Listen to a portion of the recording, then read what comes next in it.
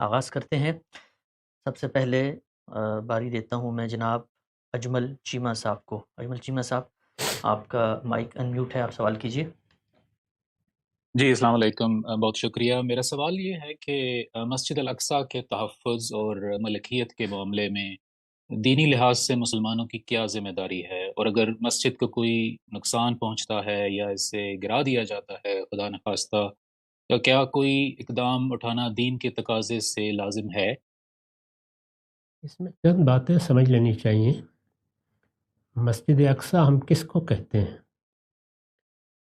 اس وقت جس احاطے میں ایک عمارت آپ کو بنی ہوئی نظر آتی ہے وہ مسجد اقصیٰ نہیں ہے، ایک چٹان ہے جس کے بارے میں یہ خیال کیا جاتا ہے کہ وہ بنی اسرائیل کے معبد کی چٹان ہے، اور غالباً وہ جگہ ہے جہاں قربانی کی جاتی تھی۔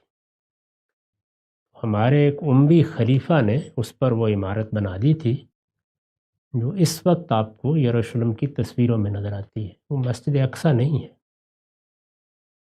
سیدنا عمر رضی اللہ عنہ نے جب فلسطین کی چابیاں حاصل کی ہیں تو اس موقع پر نماز کا وقت ہو گیا تھا، چنانچہ اس احاطے کے کنارے پر جا کر انہوں نے نماز پڑھی اور یہ فرمایا کہ میں وہاں نماز اس لیے نہیں پڑھنا چاہتا کہ جہاں میں نماز پڑھوں گا مجھے اندیشہ ہے کہ لوگ اس جگہ کو اپنے لیے خاص کر لیں گے اور اس طرح دوسروں کی حق تلفی ہوگی۔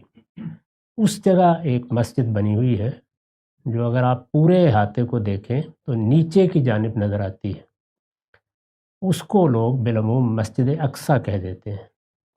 یہ مسجد بھی مسلمانوں نے وہاں بنائی ہے۔ مسجد اقصیٰ کی تعبیر قرآن مجید میں نہ اس عمارت کے لیے استعمال ہوئی ہے نہ اس مسجد کے لیے استعمال ہوئی ہے۔ اس میں یروشلم کی اس مسجد کو مسجد اقصیٰ کہا گیا ہے جو سیدنا داؤد نے بنائی تھی۔ اس مسجد کے بارے میں قرآن نے یہ بتایا ہے کہ جب پہلی مرتبہ بنی اسرائیل پر اللہ کے عذاب کا تازیانہ برسا تو نبوکدنضر نے جو بابل کا حکمران تھا اس مسجد کو تباہ و برباد کر دیا، تورات کو بھی ورق ورق کر دیا۔ لوگوں کے گھروں میں بھی اگر کوئی تورات کے نسخے تھے تو خرید کر یا لے کر ضائع کر دیے گئے۔ بنی اسرائیل کو اسیر کر لیا گیا اور وہ وہاں سے قیدیوں کی صورت میں نکل جانے پر مجبور ہو گئے۔ اس کے بعد سائرس نے جو ایران کا ایک بڑا حکمران ہوا ہے، جس کے بارے میں عام طور پر خیال کیا جاتا ہے کہ وہی ذوالقرنین ہے، یعنی قرآن مجید میں جس ذوالقرنین کا ذکر ہے اس کی تعین میں لوگوں کے مابین اختلاف رہا ہے، لیکن سب سے زیادہ قرین قیاس نقطہ نظر انہی لوگوں کا ہے جو یہ کہتے ہیں کہ یہ سائرس کا ذکر ہے۔ سائرس نے ان کو اسیری سے نجات دلائی اور انہیں حق دیا کہ یہ دوبارہ جا کے یروشلم میں آباد ہو جائیں۔ یہود اسی کی عنایت سے اور اللہ کے کرم سے وہاں واپس آئے، اس معبد کو انہوں نے دوبارہ تعمیر کیا۔ تورات بھی سیدنا عزیر نے کچھ اپنے حافظے سے اور کچھ دوسرے ذرائع سے دوبارہ مرتب کی اور ایک نئی زندگی کا آغاز ہوا۔ لیکن 500 سال بھی نہیں گزرے کہ پھر انحطاط آ گیا، پھر سیدنا مسیح کی بعثت ہوئی اور ایک مرتبہ پھر رومیوں نے بالکل تہس نہس کر کے رکھ دیا، پورے شہر کو، معبد کو، مسجد کو، کچھ بھی باقی نہیں رہا۔ اب ایک دیوار بتایا جاتا ہے، وہ دیوار وہی ہے جسے دیوار گریہ کہتے ہیں۔ اگر آپ دیکھیں تو وہاں یہود بالعموم دعائیں کر رہے ہوتے ہیں یا رو رہے ہوتے ہیں، تو یہ صورتحال ہے اس کی۔ ظاہر ہے کہ اس جگہ پر یہود کا بھی حق ہے، اس جگہ کے ساتھ ہمارے بھی کچھ جذبات وابستہ ہیں، اور سب سے بڑھ کر یہ کہ اللہ کے ہر معبد کے ساتھ، اللہ کی ہر مسجد کے ساتھ مسلمان محبت بھی کرتا ہے، اس کی عزت بھی کرتا ہے۔ تو اس کو اس زاویے سے دیکھنا چاہیے۔ وہاں کوئی مسجد اقصیٰ جس طرح کے لوگ سمجھتے ہیں عمارت کی صورت میں سرے سے موجود ہی نہیں۔ جی بالکل واضح ہے، آگے بڑھاتے ہیں۔ جمیل وانی صاحب، آپ کو میں انمیوٹ کر رہا ہوں، سوال کیجیے گا۔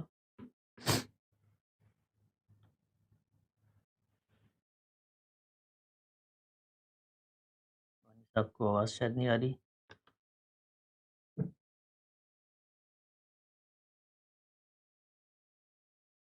جی اکرما صاحب آپ کو انمیوٹ کیا ہے، آپ سوال کیجیے۔ السلام علیکم، امید ہے آپ خیر خیریت سے ہوں گے۔ میرا سوال سورہ مزمل کی آیت نمبر 7 کے بارے میں ہے، جس میں اللہ تعالیٰ فرماتے ہیں ان لک فی النہار سبحا طویلا، یعنی دن میں بھی تمہارے لیے کافی تسبیح کا موقع ہے۔ یہ ترجمہ کیا ہے امام امین حسن اصلاحی صاحب نے، لیکن روایتی ترجمہ جو کہ غامدی صاحب نے بھی کیا ہے اس میں انہوں نے یہ فرمایا ہے کہ دن میں تو تمہارے لیے تو کافی مصروفیات اور مشاغل ہیں۔ تو استاذ امام اس میں یہ کہتے ہیں کہ اگر یہ والا ترجمہ ہوتا تو اس میں الفاظ بالکل مختلف ہوتے، وہ کہتے ہیں اس میں الفاظ ہوتے ان لک فی النہاری شغلا کثیرا۔ تو اس بارے میں ذرا گائیڈ کر دیجیے گا، شکریہ۔ اس معاملے میں استاذ امام کو ان کی زندگی میں توجہ دلا دی گئی تھی اور انہوں نے اس سے اتفاق کر لیا تھا۔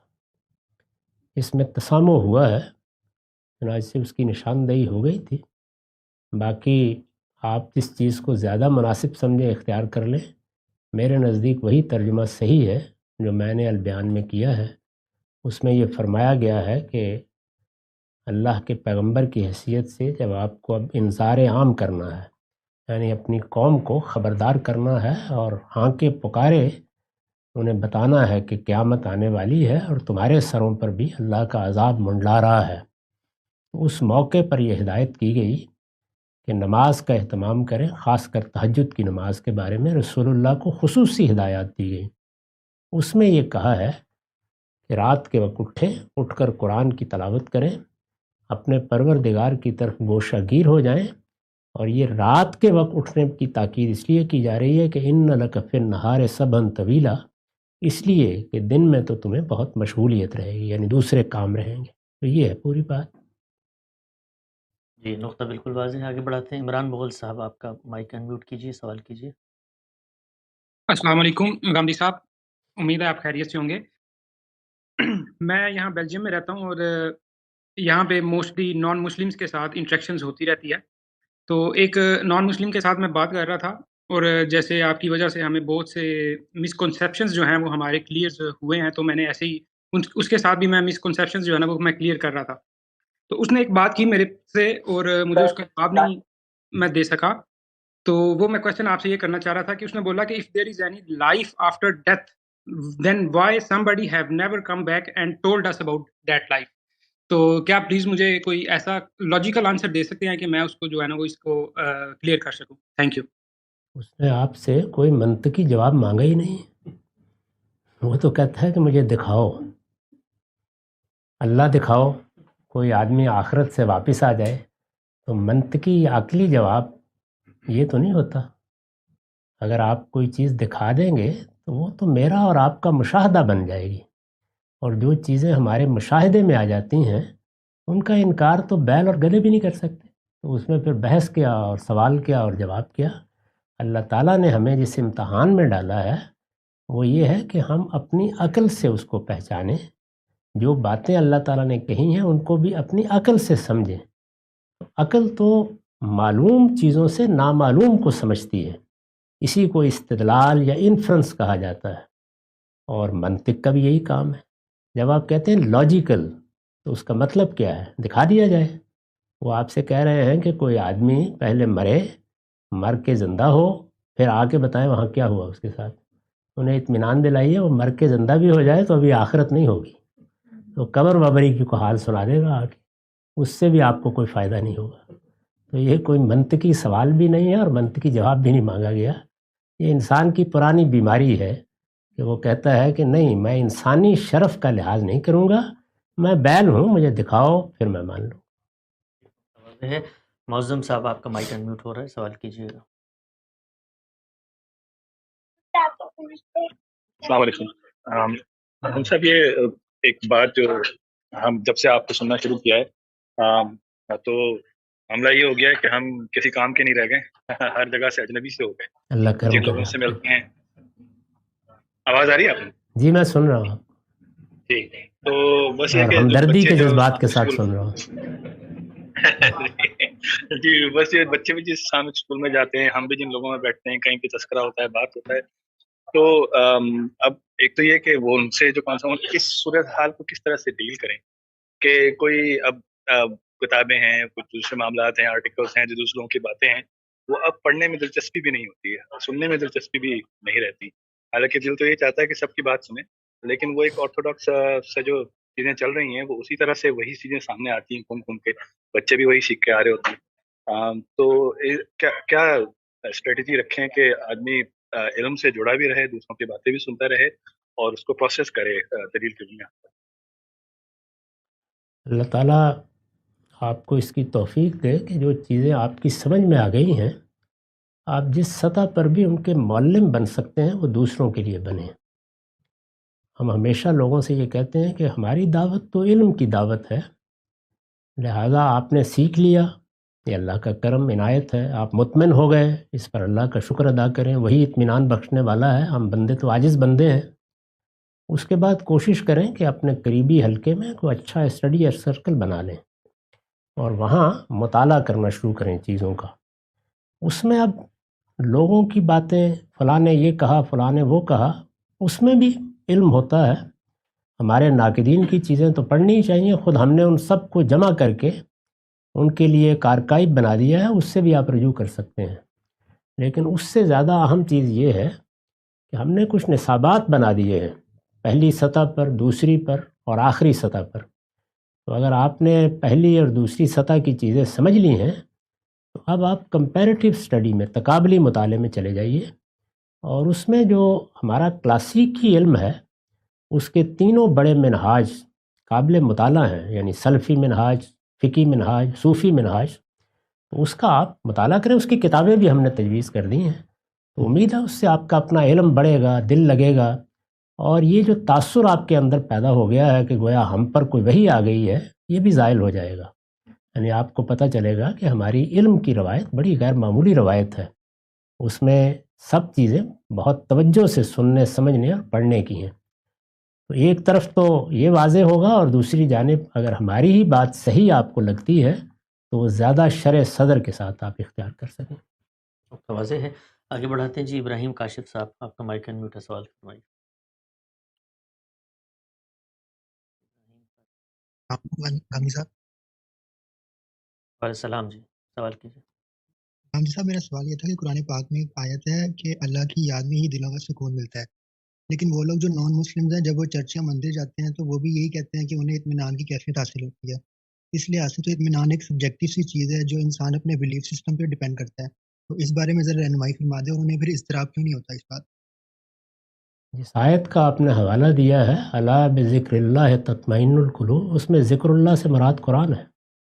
اس میں یہ بتایا گیا ہے کہ انسان اگر غور و فکر کرنے والا ہے تو وہ جیسے ہی ذہنی خلجان میں مبتلا ہوگا، سوالات پیدا ہوں گے، وہ مختلف چیزوں کے بارے میں اپنے آپ کو دوراہے پر کھڑا محسوس کرے گا، تو اسے اللہ کی کتاب کی طرف رجوع کرنا چاہیے، اس لیے کہ دنیا میں کوئی چیز بھی ایسی نہیں ہے، اور یہ پوری قوت کے ساتھ کہا جا سکتا ہے، پورے شرح صدر کے ساتھ کہا جا سکتا ہے کہ کوئی چیز بھی ایسی نہیں ہے جو آخری درجے میں انسان کو مطمئن کر دے، وہ اللہ کی کتاب ہی ہے۔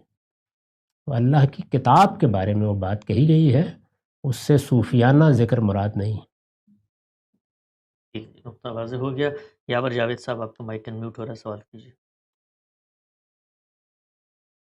السلام علیکم، میرا سوال یہ ہے کہ ہمیں کیسے پتا کہ قرآن خدا سے ہیں، کسی جن سے نہیں ہے یا پھر کسی تیسری مخلوق سے نہیں ہے؟ میں نے حال میں ایک مضمون لکھا، خدا پر ایمان، وہ غالباً انگریزی زبان میں بھی ترجمہ ہو گیا ہے، اردو میں بھی ہے، وہ آپ پڑھیے۔ اس میں نے یہ بتایا ہے کہ وہ کون سا مرحلہ ہے جس میں پھر ہمیں یہ طے کرنا پڑتا ہے کہ کیا قرآن خدا کی کتاب ہے۔ تو اس کے نہایت واضح پہلو جو خود قرآن نے بیان کیے ہیں وہ میں نے اس میں متعین کر دیے ہیں۔ قرآن نے خود اپنے بارے میں وہ معیار بھی بتایا ہے جس پر ایک عاقل شخص قرآن کو پرکھ کر یہ فیصلہ کر سکتا ہے کہ یہ خدا کا کلام ہے یا کسی عام انسان کا ہے یا کسی جن کا ہے۔ تو آپ اس کو پڑھ لیجئے، اور پھر ان تینوں معیارات کے بارے میں اگر کوئی سوال ہو تو میں اس کے جواب کے لیے حاضر ہوں۔ خان صاحب نے جن چیزوں کی طرف توجہ دلائی ہے، آرٹیکلز، نصابات، یہ آپ آسک احمدی ایپ میں انشاءاللہ لکھیے گا، آپ کو منتظمین پہنچا دیں گے۔ آگے بڑھاتے ہیں، وہ لوگ جو اس وقت یہاں جوائن کر چکے ہیں اگر سوال پوچھنا چاہتے ہیں تو ریز ہینڈ کا بٹن دبا دیں۔ اگلا سوال ہے جی معراج الدین محمد صاحب، آپ کا مائک انمیوٹ ہے۔ راج الدین صاحب مائک انمیوٹ کیجیے سوال پہ. السلام علیکم رمزی صاحب.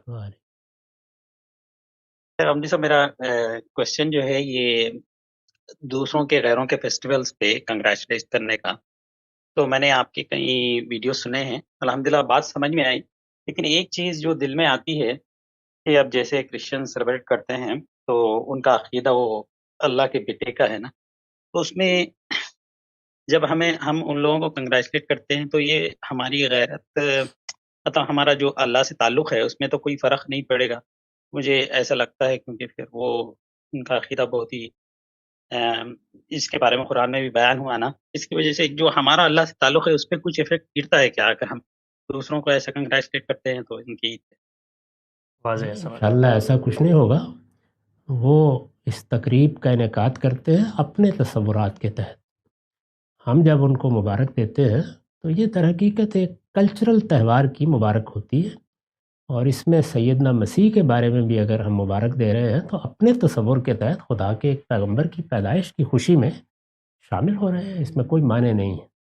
اس طرح کے جتنے تہوار ہیں ان کے بارے میں صحیح رویہ یہی ہے کہ ان کے دو پہلو ہوتے ہیں. جیسے مثال کے طور پر ہمارے ہاں عیدین ہیں، عید الفطر، عید الاضحیٰ. اس میں آپ دیکھیں تو جو مذہبی چیزیں ہیں وہ بھی ہم کرتے ہیں، یعنی 2 رکعت نماز پڑھتے ہیں، اسی طرح قربانی کرتے ہیں عید الاضحیٰ پر. اس کے بعد وہ ایک ثقافتی تقریب ہوتی ہے جس میں اعزہ ملتے ہیں، اقربا ملتے ہیں، ایک دوسرے کے ساتھ مل کے خوشی کرتے ہیں. اس میں جب آ کے کوئی ہمارا مسیحی بھائی یا کوئی ہندو بھائی ہمیں مبارک دیتا ہے تو وہ ہماری اس نماز میں شریک نہیں ہو گیا یا ہمارے تصورات میں شریک نہیں ہو گیا.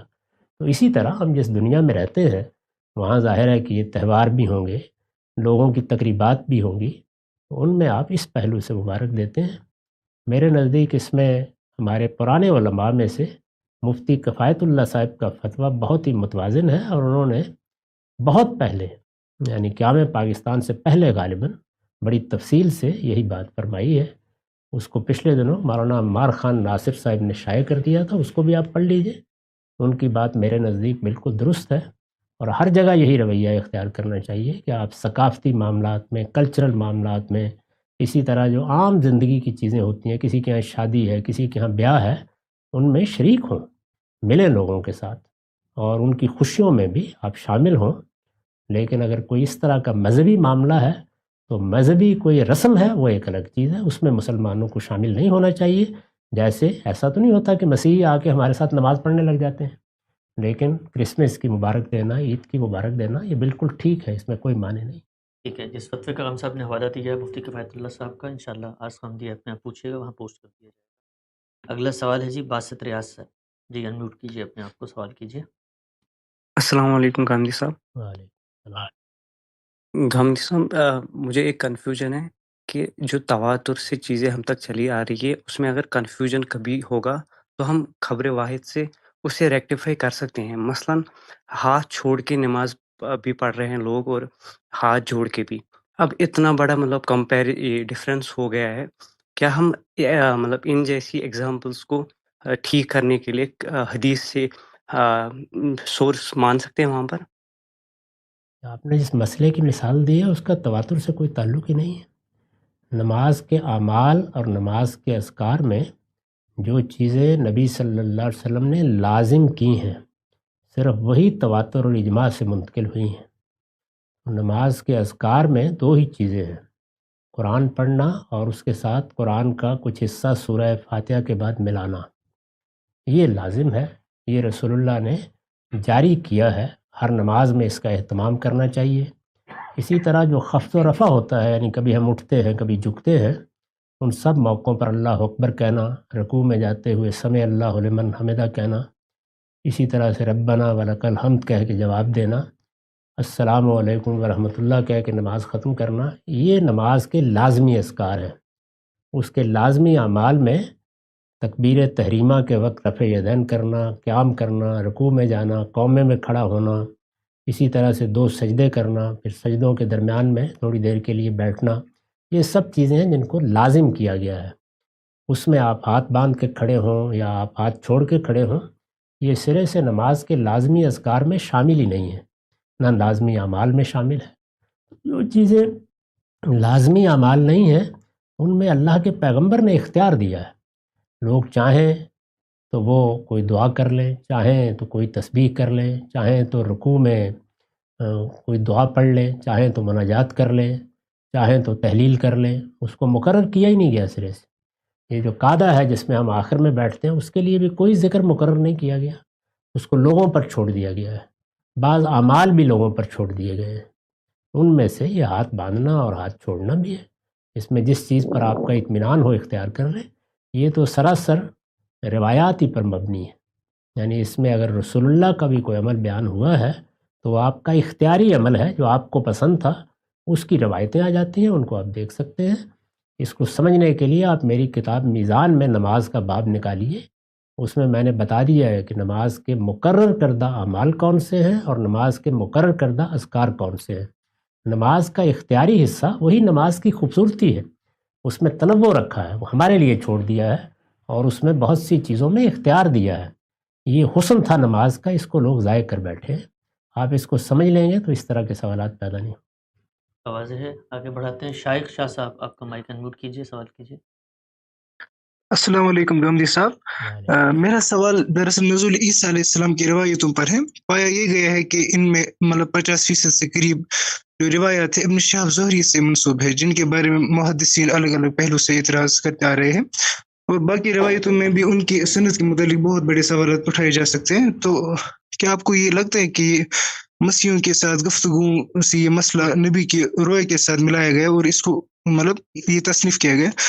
اور دوسرا کوشچن یہ ہے کہ کچھ لوگوں کے مطابق انہی روایتوں میں یہ جب ٹرانسلیٹ کیا جاتا ہے نا، ٹرانسلیشن وہ کرتے ہیں کہ مسیح اسی امت میں ہوں گے، کیا اس چیز کا احتمال ہے ان روایتوں میں یا نہیں؟ شکریہ۔ یہ روایتوں کے بارے میں سند کی بحث بالعموم آسانی کے ساتھ فیصلہ کن نہیں ہوتی، اس میں کچھ نہ کچھ اختلافات رہتے ہیں، کیونکہ یہ تاریخی روایات ہیں اور تاریخی روایات میں بحثیں ہوتی رہتی ہیں۔ یہ تو 14 صدی پہلے کی تاریخ ہے، جو تاریخ ہمارے سامنے بن رہی ہوتی ہے اس میں اتفاق پیدا کرنا بڑا مشکل ہوتا ہے۔ تو اس وجہ سے کچھ لوگ ان روایات کو متواتر قرار دیتے ہیں، کچھ لوگ وہ تنقیدیں کرتے ہیں جو مثلاً امام زہری کے حوالے سے یا بعض دوسرے لوگوں کے حوالے سے آپ نے بیان فرمائی۔ میرا زاویہ نظر یہ ہے کہ جو باتیں کہی گئی ہیں ان کو سمجھنے کی کوشش کرنی چاہیے۔ یعنی تاریخی روایات میں ایک اہم ترین چیز یہ ہے کہ سند کو تو ایک حد تک دیکھا ہی جاتا ہے، لیکن زیادہ بڑی چیز ان کا فہم ہے، بات کیا ہے۔ اگر وہ بات سمجھ میں آ جائے تو پھر تردد نہیں رہتا۔ میں نے اس بات کو جس طرح سمجھا ہے وہ میں نے تفصیل کے ساتھ بیان کر دیا ہے۔ آپ کے پاس موقع ہو تو اعتراضات سیریز میں اس کو سن لیجئے۔ اب اس کو کتابی صورت میں لکھ بھی دیا گیا ہے اور وہ کتاب اب شائع و ضائع ملتی ہے، آپ اس کو دیکھ سکتے ہیں۔ آگے بڑھاتے ہیں۔ عافیہ صاحبہ، السلام علیکم۔ میرا کویسچن ابھی حضرت مریم، سوری میں نے شاید مس کر دیا پارٹ، کہ حضرت عیسیٰ کی بغیر باپ کی ولادت جو ہے وہ نصارہ کے لیے سب سے بڑا شرک کا سبب بنی ہے، تو اس یعنی اس ولادت میں اللہ تعالیٰ کی کیا حکمت کشیدہ ہے؟ سیدنا مسیح کے بارے میں سب معاملات ہی ایسے کیے گئے، اس لیے کہ مسیح کا تعلق نصارہ سے تو بہت بعد میں ہوا، وہ یہود میں مبعوث ہوئے تھے، اور یہود یا بنی اسرائیل اللہ کی منتخب قوم ہے۔ اللہ تعالیٰ نے ان کا انتخاب کیا تھا اپنے دین کی دعوت کے لیے، اور انہیں ذمہ دار بنایا تھا کہ وہ فلسطین کے علاقے میں جا کے آباد ہوں، وہاں اللہ کا معبد بنائیں، توحید کا مرکز بنائیں۔ سیدنا مسیح ان کے آخری پیغمبر ہیں، اور ان کے ہاں آخری پیغمبر کی حیثیت سے ان کو بھیجا گیا تھا۔ اس کے ساتھ یہ فیصلہ کر دیا گیا تھا کہ یہ ان کے لیے آخری موقع ہے، یا وہ اس پیغمبر پر ایمان لائیں گے اور اس کی دعوت کو قبول کریں گے، اور یا پھر اللہ تعالیٰ کے عذاب کا ہدف بن جائیں گے۔ یہ ایک بڑا نازک موقع تھا، اور اللہ اپنی منتخب قوم کا فیصلہ کر رہا تھا۔ اس کے لیے حضرت مسیح کے ساتھ سب معاملات بہت غیر معمولی ہوئے۔ ان کی پیدائش بن باپ کے ہوئی، ان کو معجزات بڑے غیر معمولی دیے گئے، یہ سب باتیں قرآن نے بیان کی ہیں۔ اور معاملہ بھی اتنا نازک تھا کہ انہوں نے بیاہ بھی نہیں کیا، انہوں نے گھر بھی نہیں بسایا، اپنی پوری زندگی انہوں نے اپنی قوم کو بچانے کے لیے کہ وہ کسی طرح عذاب کی زد سے نکل آئے، صرف کر دی۔ وہ خود بیان کرتے ہیں کہ میری قوم کی تو جڑوں پر کلہاڑا رکھا ہوا ہے، تو میں اس میں اپنا گھر کیا بساؤں اور میں اس میں اپنے لیے کوئی سر و سامان کیا فراہم کروں۔ یہ خاص صورتحال ہے جس میں اللہ نے ان کے ساتھ بڑا خصوصی معاملہ کیا ہے۔ اب وہ خصوصی معاملہ جہاں بھی ہوتا ہے وہ کچھ نہ کچھ لوگوں کے لیے غلط فہمیوں کا باعث بن جاتا ہے۔ یہی علم کا امتحان ہے، اس امتحان میں اپنے آپ کو کامیاب کرنے کی کوشش کرنی چاہیے۔ جی ابرار صاحب آپ سوال کیجیے گا۔ ابرار صاحب جی السلام علیکم ورحمۃ اللہ۔ غامدی صاحب، وعلیکم غامدی صاحب، آپ نے سورہ اعراف کی تفسیر بیان کرتے ہوئے شعیب علیہ السلام کی قوم کے حوالے سے یہ فرمایا تھا کہ جو شعیب علیہ السلام کی قوم کے بڑے تھے، تو جب شعیب علیہ السلام نے ان کو دعوت دی اپنے دین کی، تو اس وقت انہوں نے اس دعوت سے بیزار ہو کر یہ کہا کہ ہم تمہاری اس دعوت سے بیزار ہو چکے ہیں اور تم جا کے کہیں اپنے کسی اور جگہ میں اپنے سینگ جا کر سماؤ۔ تو یہ جو آخری الفاظ آپ نے سینگ سمانے کے استعمال کیے ہیں، یہ آیت کے اندر نہیں ہیں۔ تو اسی طرح سے ایک اور صاحب علم نے نبی الاسلام کے حوالے سے یہ فرمایا تھا کہ یہودی کہتے تھے کہ نبی الاسلام کل کے چھوکرے ہیں۔ وہاں پر ان کی مراد کوئی نعوذ باللہ گستاخی کرنا نہیں تھی، بلکہ بات کو سمجھانا تھا۔ تو میرا سوال یہ تھا کہ کیا اس طرح کے الفاظ سمجھانے کے لیے استعمال کیے جا سکتے ہیں؟ جی دنیا کی ہر زبان میں جو اسالیب اختیار کیے جاتے ہیں ان کو ان کے موقع و محل میں دیکھا جاتا ہے ہمیشہ۔ ہماری قوم کا مزاج ہی بالکل اس معاملے میں الگ ہے۔ اس کے ہاں دین سمجھنے کا عمل کبھی ہوتا ہی نہیں، بلکہ اسی طرح کی گستاخیاں تلاش کرنا اس کا ذوق ہے۔ ایسی چیزوں کو محل میں مقام میں دیکھنا چاہیے۔ کہاں بات بیان ہو رہی ہے، مجھے اب یاد نہیں ہے کہ یہ الفاظ کہاں استعمال ہوئے ہیں، میں دیکھ لوں گا اس کو۔ جس محل میں استعمال ہوئے ہوں گے وہ محل یا صحیح ہوتا ہے یا غلط ہوتا ہے۔ صحیح ہے تو اس طرح کی باتوں کی پرواہ نہیں کرنی چاہیے، لوگ کہتے رہتے ہیں، اور غلط ہے تو اصلاح کر لینی چاہیے۔ جی احمد نعیم صاحب آپ کا مائک انمیوٹ کیجیے، سوال کیجیے احمد نعیم۔ السلام علیکم۔ وعلیکم السلام۔ سر میری زندگی کا تو ایک جو بہت بڑی آرزو ہے وہ آپ سے ملاقات اور آپ کی صحبت اختیار کرنا ہے، اور میرا سوال میں اگر سمجھا پاؤں تو سر وہ میرا سوال جو ہے وہ اپنے غلاموں سے اور خاص طور پہ کنیزوں سے جنسی تعلق سے متعلق ہے کہ آپ کی میں بات اس نقطے تک سمجھ چکا ہوں کہ آپ جس طرح ایکسپلین کرتے ہیں کہ جو غلامی کا تصور ہے وہ سب پہلے سے چلا آ رہا تھا، اسلام نے اسے متعارف نہیں کروایا، اور اسلام نے اس کو بند کرنے کے لیے بھی، اس کو ختم کرنے کے لیے بھی اقدامات کیے، گو کہ یہ بعد میں جا کر اب ہمارے زمانے میں ختم ہوا ہے ٹوٹل۔ لیکن سر جو میرا سوال ہے وہ یہ ہے کہ غلاموں سے متعلق جو جنسی تعلق ہے اپنی جن کو ہم کنیز کہہ سکتے ہیں یا پھر لونڈیوں سے متعلق، تو اس کی اجازت کیوں دی گئی؟ اور اس سے بھی زیادہ بڑی بات یہ ہے کہ نبی کریم صلی اللہ علیہ وسلم غالباً آپ میوٹ ہو گئے ہیں۔ سوال آپ کا بالکل واضح ہے، غامدی صاحب نے سن لیا ہم سب۔ غلاموں کے ساتھ جنسی تعلق، یہاں تک کہ پیغمبر علیہ السلام کے پاس جو لونڈیاں تھیں ان کے ساتھ تعلق۔ یہ جو آپ نے تعبیر اختیار کی ہے کہ اجازت دی گئی، یہ ایسے ہے کہ جیسے لوگوں نے آ کے پوچھا اور اللہ کے پیغمبر نے کہا کہ اجازت ہے۔ لوگ یہ تعلق قائم کیے ہوئے تھے، پہلے سے موجود تھا۔ اب ہم یہاں امریکہ میں آئے ہیں، اور اگر آپ یورپ کے باقی ملکوں میں بھی جائیں تو نکاح کے علاوہ ایک بوائے فرینڈ گرل فرینڈ یا پارٹنرشپ کا تعلق یا لیو ان کا تعلق پیدا ہو گیا ہوا ہے، وہ موجود ہے اس سوسائٹی میں۔ تو جب کوئی تعلق کسی جگہ عرف بن جائے، یعنی اس کو مان لیا جائے، وہ قابل تسلیم بھی ہو اور سوسائٹی میں قابل قبول بھی ہو، تو اس طرح کے تعلقات کے بارے میں اگر آپ اس کی کوئی اصلاح کرنا چاہتے ہیں تو تدریجی طریقہ اختیار کیا جاتا ہے، پہلے دن فتویٰ نہیں دیا جاتا۔ ایک چیز بدکاری ہے، زنا ہے، وہ ہر حال میں ممنوع ہے، وہ اس وقت بھی ممنوع ہی تھا۔ ایک چیز یہ ہے کہ نکاح کی مختلف صورتیں لوگ پیدا کر لیتے ہیں۔ خود عربوں کے بارے میں یہ معلوم ہوتا ہے کہ ان کے ہاں نکاح کی 4 صورتیں رائج تھیں۔ نکاح کی صورتیں مختلف معاشروں میں پیدا ہو جائے۔ نکاح کیا ہے؟ یعنی اصل میں ایک ڈکلیئرڈ اعلانیہ تعلق ہے جس کو سوسائٹی قبول کرتی ہے۔ تو اسی طرح کا تعلق اس زمانے میں صدیوں پہلے، یعنی رسول اللہ سے صدیوں پہلے سے چلا آ رہا تھا۔ اس کی ابتدا کیسے ہوئی؟ ابتدا یہاں سے ہوئی کہ جب قبیلوں کے درمیان جنگیں ہوئیں، اور اس میں ہر قبیلہ یہی خیال کرتا ہے کہ تم نے میرے خلاف یہ اقدام کیا ہے اور تم نے ہم پر حملہ کیا ہے، تو حملہ آور کو سزا دینے کے لیے عورتیں اور ان کے بچے اور سب پکڑ لیے جاتے تھے اور ان کو غلام بنا لیا جاتا تھا۔ تو غلامی اصل میں جنگی جرائم کی سزا سے شروع ہوئی، موجود تھی دنیا میں، ہزاروں کی تعداد میں غلام تھے۔ اللہ کے پیغمبر نے آ کر تدریج کے ساتھ اس کو ختم کرنے کے اقدامات کیے۔ وہ اقدامات میں نے اپنی کتاب میں غلامی کے زیر عنوان بیان کر دیے ہیں۔ آئندہ غلام بنانے پر پابندی لگا دی گئی، ان کا معاشرتی مرتبہ بہتر کیا گیا، موجود غلاموں کے لیے رہائی کی صورتیں پیدا کی گئیں، ان کے لیے مکاتبت کا قانون بنایا گیا، ان کے معاشرتی اسٹیٹس کو بہتر کیا گیا۔ بس وہ اقدامات کر دیے گئے۔ سیاسی اور سماجی اصلاحات کبھی سوئچ دبانے سے نہیں ہوتی، ان کے ٹارگٹ یا اہداف متعین کر کے ان کو راستے پر ڈال دیا جاتا ہے، اس میں بہت وقت لگتا ہے۔ یہی طریقہ اختیار کیا گیا۔ ایسے ہی اگر اس وقت بھی کسی معاشرے میں نکاح کی دوسری صورتیں رائج ہوں گی اور آپ وہاں اللہ کا دین پہنچائیں گے تو پہلے دن لوگوں کے تعلقات ختم نہیں کرائیں گے، ایسے ہی کریں گے۔ یہی تعلیم ہم کو دی گئی۔ واضح ہے۔ جمیل وانی صاحب، آپ کو دوبارہ موقع مل رہا ہے، آپ کا پہلے مائک آن نہیں تھا، سوال کیجیے۔ جمیل وانی صاحب۔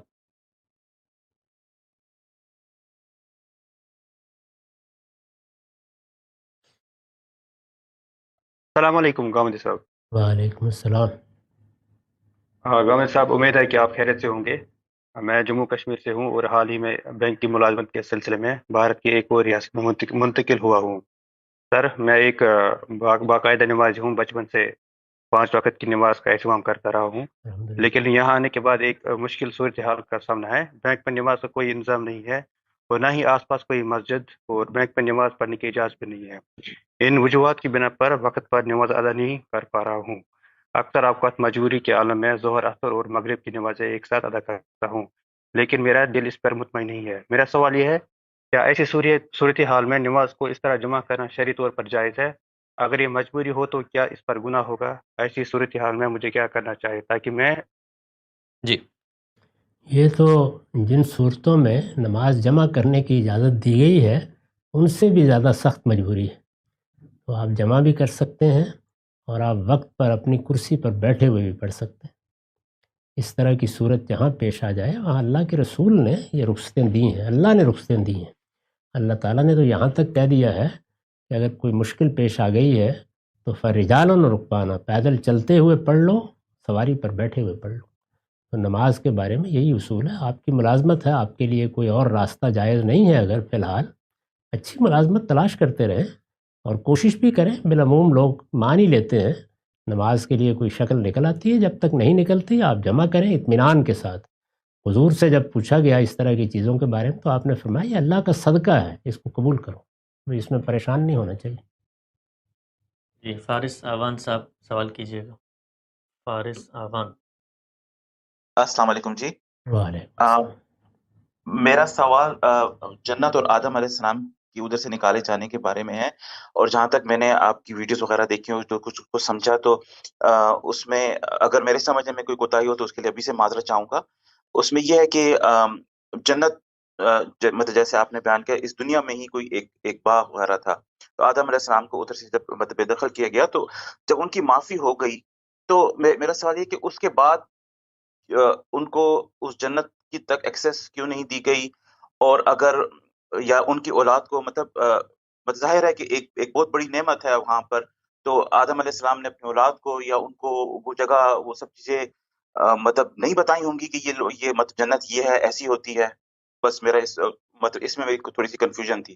یہ اس میں آپ نے جنت کر کے کنفیوژن پیدا کر لی۔ عربی زبان میں جنت باغ کو کہتے ہیں، وہ باغ جو آخرت میں لگیں گے ان کو بھی جنت اسی وجہ سے کہا جاتا ہے۔ تو دنیا ہی کے کسی حصے میں ان کو رکھا گیا۔ اب تو بظاہر سائنسی لحاظ سے بھی ہم جانتے ہیں کہ افریقہ کا کوئی مقام تھا، اور یہ بھی معلوم ہوتا ہے جیسے قرآن نے سورہ طٰہٰ میں اس کی تصویر کھینچی ہے کہ کوئی ٹراپیکل علاقہ ہے جہاں پہ موسم ایسے ہوتے ہیں کہ اگر آپ کے پاس کوئی بہت اچھا لباس بھی نہیں ہے، کوئی اس طرح کی چیزیں بھی نہیں ہیں تو آپ زندگی بسر کر سکیں۔ تو وہ جنت کہیں نہیں گئی تھی، وہیں تھی، اسی جگہ نکالا نہیں گیا۔ یہ کہا گیا کہ آپ جائیے زندگی کی ابتدا کیجیے، اور اس کے بعد وہ وہاں سے پھر نکلنا شروع ہو گئے۔ تو اس کو نکال دیا یا کوئی سزا دی، یہ لوگوں نے ذہنی طور پر بنا رکھا ہے، نہ یہ نکالا گیا نہ کچھ کیا گیا۔ یہ کہا گیا کہ جو مقصد تھا پورا ہو گیا، اب آپ جائیے۔ یہ ایسے ہی ہے جیسے آپ کو تربیت گاہ میں بلایا جائے کسی اور پھر کہا جائے جی کہ اب 8-9 مہینے کی تربیت ہو گئی، اب جائیے. تو یہی جائیے ہے، یہ کہیں سے نکالنا نہیں ہے. جی آخری سوال ہم لیتے ہیں ملک خضر صاحب کا. ملک صاحب مائک انمیوٹ کیجیے. السلام علیکم عالمی صاحب. وعلیکم السلام. میرا ایک سوال تھا حضرت عیسیٰ علیہ السلام کے بارے میں، ان کا جو دوبارہ نزول کا ذکر آیا ہے، اس کی کوئی واضح دلیل ہو تو وہ ذرا بتانا آسانی ہو جائے گی جب لوگ سوال کرتے ہیں. تو اس پر گفتگو کرتے ہوئے مجھے 50 سال ہو گئے. آپ کو ابھی تک اطلاع نہیں ہوئی؟ ہمارے ہاں جو اعتراضات سیریز ہے اس میں اس موضوع پر میں نے بہت تفصیل کے ساتھ گفتگو کی ہے، اور اب اس کی بنیاد پر ایک باقاعدہ کتاب بھی لکھ کے شائع ہو گئی ہے. آپ وہ پڑھ لیجئے اور اس کو سن لیجئے. جی آخری سوال محمد علی سمرو صاحب، آپ پرائرٹی اسٹیشن میں تیجی سوال کیجیے گا. ہلو السلام علیکم غام صاحب. میری درخواست یہ ہے کہ میرا سوال پورا ہونے دیا جائے، کیونکہ یہ میرے ایک ذاتی مسئلے کے حوالے سے، جس کے بارے میں میں سخت استرار میں ہوں، اس کے حوالے سے. یہ کہا جاتا ہے اصول کہ ایک شرابی جب شراب پیتا ہے تو اسے اس چیز کا پتہ ہوتا ہے کہ یہ مجھ سے نادانستہ گناہ کروائے گی، تو اس کے بعد اس سے جو بھی نادانستہ گناہ ہوتے ہیں وہ اس کے کھاتے میں پورے ڈالے جاتے ہیں، کیونکہ اسے پہلے اس چیز کا علم ہوتا ہے. میرے ساتھ المیہ یہ ہوا کہ ایک لڑکی جسے میں بہت محبت کرتا ہوں، شادی کرنے والا ہوں، میں ماضی میں نے اس کے اوپر بہت جیسے حرام احسانات کیے، جس میں کچھ بڑے گناہ بھی تھے، کچھ چھوٹے گناہ بھی تھے، کچھ ایسے گناہ تھے جن کو میں نے اپنے علم کی وجہ سے بڑا بنا دیا. مثلا میں سمجھ رہا تھا کہ شاید میں ایک سرکشی کر رہا ہوں، لیکن پھر بھی میں نے کیا. اور المیہ یہ ہے کہ مجھے اس وقت ایک اس چیز کا احساس تھا کہ کل کو میں اسے منع بھی کروں کہ میرے اس کے عوض میرے یہ کچھ شکرانے کے طور پہ مت کرنا. تو میرے ساتھ وہ پوری زندگی رہے گی. کہیں کسی وقت بھول جاتا ہے انسان، ذہن سے نکل جی جاتی ہے. سوال کیجیے، سوال پہ آئیے. ہاں تو میرا سوال یہ ہے کہ وہ جب میرے پاس اس طریقے سے بھولے سے یا کسی میرے حرام کام کے عوض شکرانے کے طور پہ، یا یہ محسوس کرتے ہوئے کہ مجھے اس کو بھی میرے لیے کچھ کرنا چاہیے اور کرے، اور میں نادانستہ اس کو استعمال کر لوں، تو کیا مجھے اس پر بھی مواخذہ ہوگا؟ میں اس چیز سے کیسے نکلوں؟ کیونکہ مجھے اس چیز کا اس گناہ کرتے ہوئے اندازہ تھا کہ یہ صورت پیدا ہو سکتی ہے. جی کسی کے کہنے پہ کوئی بڑے گناہ ہوگا. اللہ تعالیٰ سے معافی مانگتے رہیے اور ہر نماز کے بعد مغفرت مانگیے. اللہ تعالیٰ نے فرمایا ہے کہ تم بڑے سے بڑا گناہ بھی اگر کر بیٹھے ہو تو میری رحمت سے مایوس نہ ہو. اللہ تعالیٰ سب چیزوں کو معاف کر دیتا ہے. اس نے تو اتنی بڑی بشارت دی ہے کہ اگر تم میرے ساتھ کسی کو شریک نہیں ٹھہراتے تو اس کے نیچے میں ہر گناہ کو معاف کر سکتا ہوں. تو آپ اپنے لیے کوئی یاس نہ پیدا کریں، پورے حوصلے کے ساتھ. اللہ نے توفیق دی آپ کو کہ شعور کے ساتھ آپ کو اپنے گناہ کا احساس ہو گیا، بس ان کو چھوڑ دینا ہی کافی ہے. ہاں البتہ کسی کی کوئی حق تلفی کی ہے تو کوشش کریں اس کی تلافی ہو جائے. جی ایک آخری سوال لے لیتے ہیں جی عارف صاحب ان کا، اور پھر خاتمہ کرتے ہیں. ان کی بھی پرائرٹی رجسٹریشن تھی، پہلے یہ اپیئر نہیں ہوا. عارف صاحب مختصر سوال کیجیے، وقت ہمارا ہو چکا.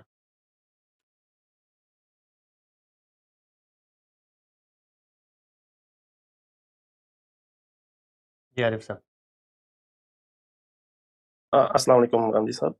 وعلیکم السلام. جی قرآن مجید میں نے ایک سے زائد بار کو چیلنج کیا کہ اگر تمہیں اس کے کلام اللہ ہونے پر شک ہے تو اس جیسی کی ایک صورت بنا لو. سوال یہ ہے کہ قرآن میں ایسی کون سی واضح خصوصیات ہیں جن کی وجہ سے عرب کے فصیح و بلیغ شعراء اور یہود و نصارہ کے علماء اس چیلنج کے جواب میں ایک صورت لا کر اس وقت کے لوگوں کو بہکا نہیں پائے تھے؟ جی میں نے ابھی ذکر کیا ہے کہ خدا پر ایمان میں جو میں نے مضمون لکھا ہے اس میں وہ خصوصیات بیان کر دی ہیں. خصوصیات تو ہزاروں ہیں، لیکن جو ایک ابتدا میں آدمی کو سمجھنی چاہیے وہ 3 چیزیں ہیں، وہ میں نے اس میں تفصیل سے بیان کر دی ہیں. حضرائے کرم آپ اس کو پڑھ لیجئے، وہ موجود ہے اور دوسری زبانوں میں بھی موجود ہے.